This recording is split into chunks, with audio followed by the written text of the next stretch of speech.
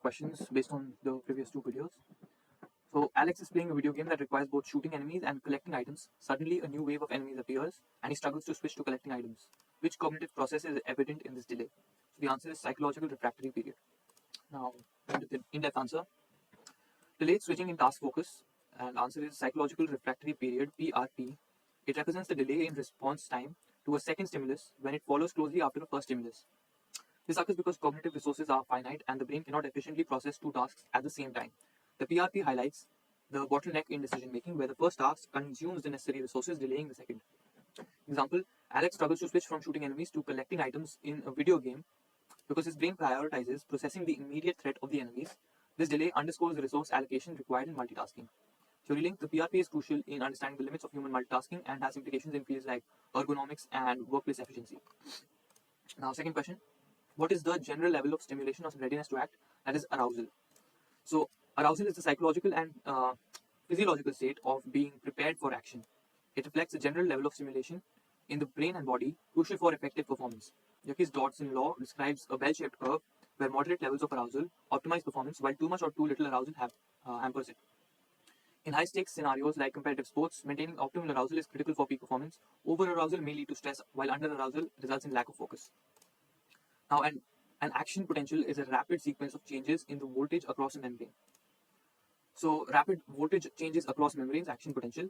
So, it is a rapid change in the voltage across a neuron's membrane, enabling communication between neurons. This involves depolarization, influx of sodium ions, and repolarization, efflux of potassium ions, creating a self-propagating electrical signal along the neutron. Relevance, action potentials are fundamental to neural transmission, playing a central role in sensory perception, motor control, and cognitive functions like memory. Now, in a flanker task experiment, participants are asked to respond to a central target stimulus while ignoring surrounding distracting stimuli. What is the expected impact on participants' response time if the distracting stimuli are incongruent? Example, arrows pointing in the opposite direction. So, flanker task experiment, participants are asked to respond to central target stimulus while ignoring surrounding distracting stimuli. What is the expected impact of participants' response time if distracting stimuli are incongruent?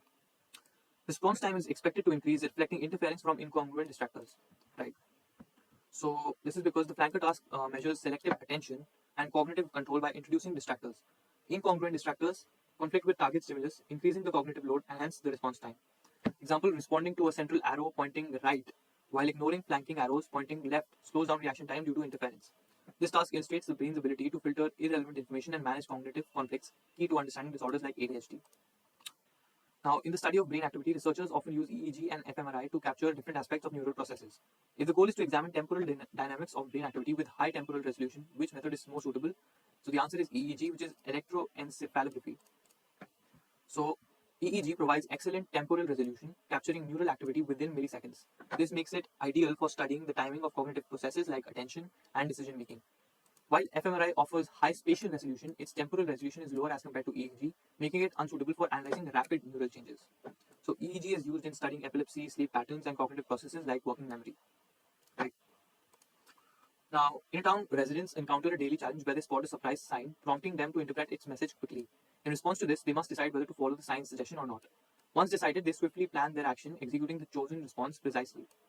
This town's daily routine mirrors the cognitive flow from perception, stimulus, response selection, decision, response programming, and response. Okay. So explanation. This sequence outlines the cognitive steps from perceiving a stimulus to actually executing that response. Each stage involves distinct neural mechanisms. So perception is the sensory input processing. Stimulus is identifying and interpreting the input. Response selection is deciding the appropriate action to be chosen from the given different actions. Then response programming is preparing the motor commands to act accordingly.